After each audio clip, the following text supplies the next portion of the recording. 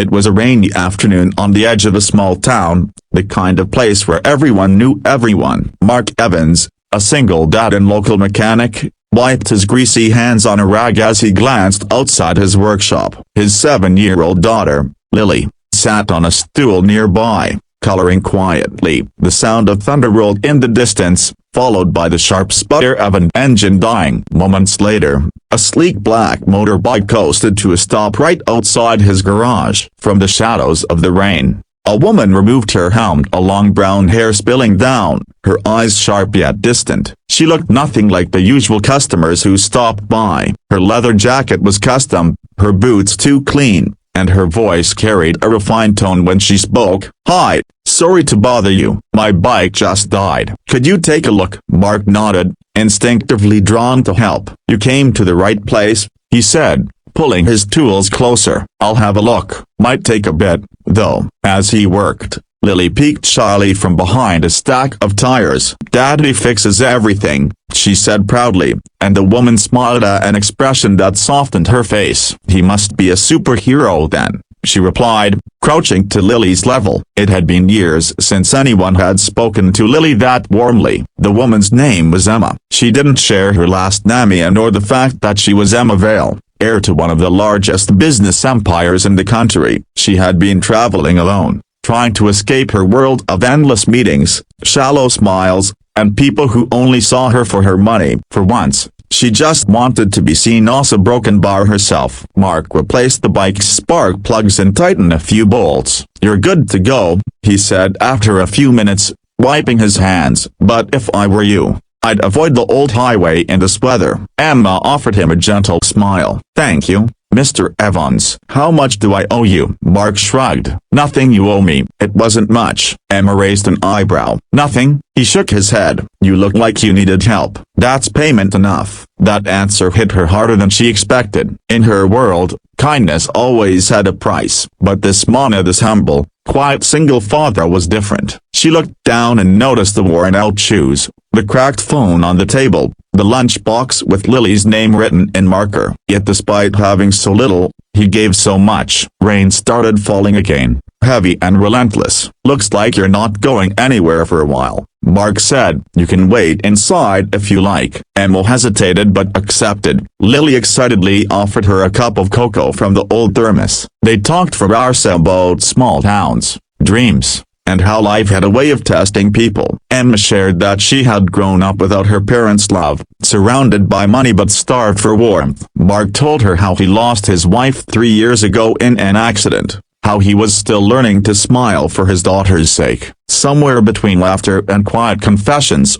a strange connection began to bloom. Not love at first sight, as something deeper, something real. When the rain cleared, Emma thanked them and drove off. But she couldn't shake the image of the little workshop, the girl with the cocoa, and the man with kind eyes who asked for nothing in return. Days passed. Mark went back to his routine, fixing cars, walking Lily to school, living paycheck to paycheck. One afternoon, a man in a suit appeared at his garage. "Mr. Evans?" he asked. "My employer would like to see you." Mark was confused but followed. The car drove him into the city, through streets he'd only ever seen on TV. They stopped in front of a towering glass building. Inside, waiting for him, was Emma. No helmet, no leather jacket this time. Instead, she stood in a sleek business suit, her presence commanding. Mark froze. "You're broken bar, you're that woman with the bike." She smiled softly. "And you're the man who reminded me what kindness looks like." Emma explained who she was, and why she had come back. "I realized something," she said. "All my life, I've been surrounded by people who care about what I have. You're the first person who cared about who I am." Mark didn't know what to say. "I just fixed your bike." Emma stepped closer. "No, Mark, you fixed something far more broken than that." From that day on, Emma began visiting his town more often. Sometimes she came by with new bike parts, sometimes just to help Lily with her homework. Slowly, a friendship grew into love, a love built on trust, simplicity, and shared pain. But when the media discovered their relationship, things turned difficult. Journalists camped outside Mark's garage, calling him the mechanic who stole a billionaire's heart. Emma's board of directors warned her that being with him would ruin her public image. Mark, afraid of bringing chaos into Lily's life, decided to end things. "You deserve someone from your world," he said quietly. Tears welled in Emma's eyes. "My world means nothing without the people who make it worth living," she whispered. For weeks, they stayed apart. Mark threw himself into work, trying to forget her, until one morning, he woke up to see the news that Emma had resigned as CEO. Reporters were shocked, but she gave only one statement: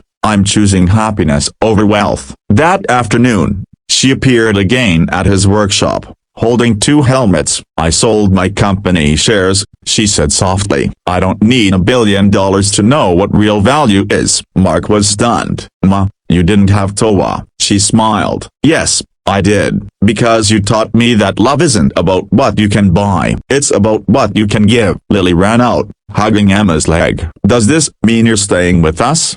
she asked. Emma knelt down, tears in her eyes. "If your dad will have me." Mark smiled through his tears. He'd be a fool not to. Years later, their little workshop had grown into a thriving business, not because of money, but because of heart. People came from all over just to meet the mechanic and the billionaire who found each other by chance and chose love over everything else. And every time it rained, Mark and Emma would sit by the window with Lily, watching the drops slide down the glass, remembering the day a broken bike brought two broken souls together.